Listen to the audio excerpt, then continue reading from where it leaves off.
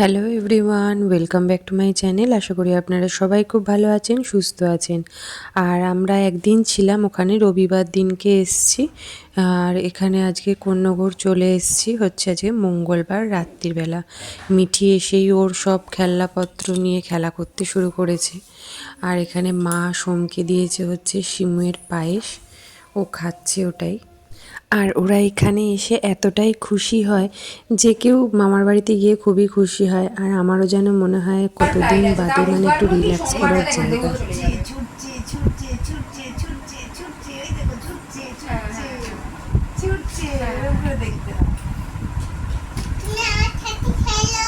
আমি তোমার সাথে খেলবো তো। হ্যাঁ, তাও করতে পারো। না তো বুঝিনি, খোলো খোল। বাবারে বাবারে কোলে নিয়ে নিচ্ছি।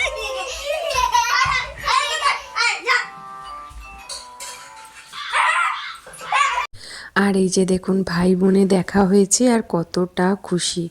আবার এরপর যে আমরা এখন যাব, তারপর আসবো 8 মাস বাদে।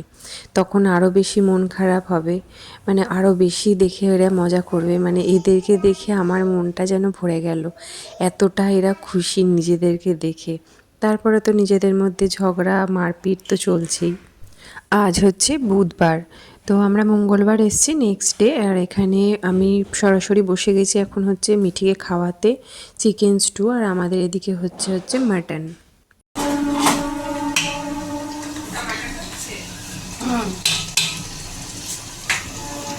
দেখতে পাবে না।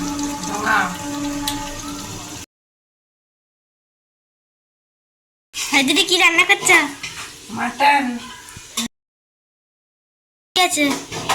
আর চিকেন স্টু আছে, মাছ আছে, তারপরে উচ্ছের তরকারি আছে। বলে পরে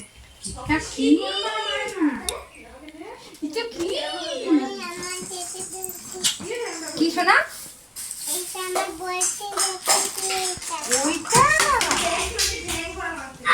এটা দাদার জামা, এটা মায়ের জামা।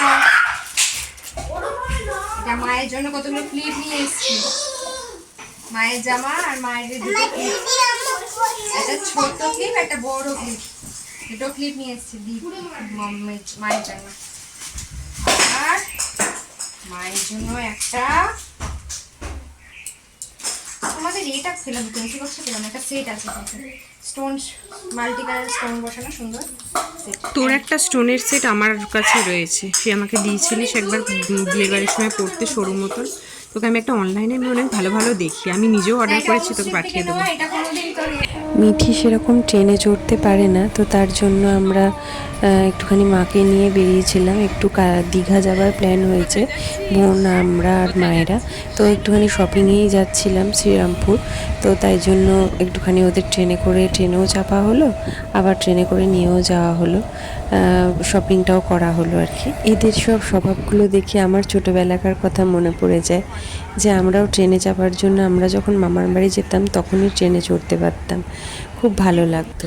আর এখন বাজে হচ্ছে সকাল 7টা, আমরা উঠেছি, অনেকক্ষণই উঠে পড়েছি। আজ এখন যাব হচ্ছে, আমরা হচ্ছে দীঘা যাচ্ছি, মানে আমার বোন মায়েরা সবাই একসাথে মিলেই যাচ্ছে। অনেকদিন বাদেই আর কি একটা ট্রিপ করছি, যেটা আমার মা বোনের সাথে যাচ্ছি। আর সোমের বাবা তো চলে গেছে, আবার গুজরাটও ফিরে গেছে, ব্যাক করে গেছে কালকে, তো নেই, তো আমরাই যাচ্ছি আর কি। তো এখন আমি রেডি টেডি হয়ে গেছি, আমরা এখন বেরোবো। তো চলুন পুরো মানে পুরো দীঘার ব্লগটাই আপনাদের সাথে শেয়ার করছি। কখন যাচ্ছি, কোন হোটেলে থাকছি, কখন গিয়ে পৌঁছচ্ছি, কি বাস ধরছি, কোথা থেকে, সবটাই আপনাদের সাথে আমি শেয়ার করব।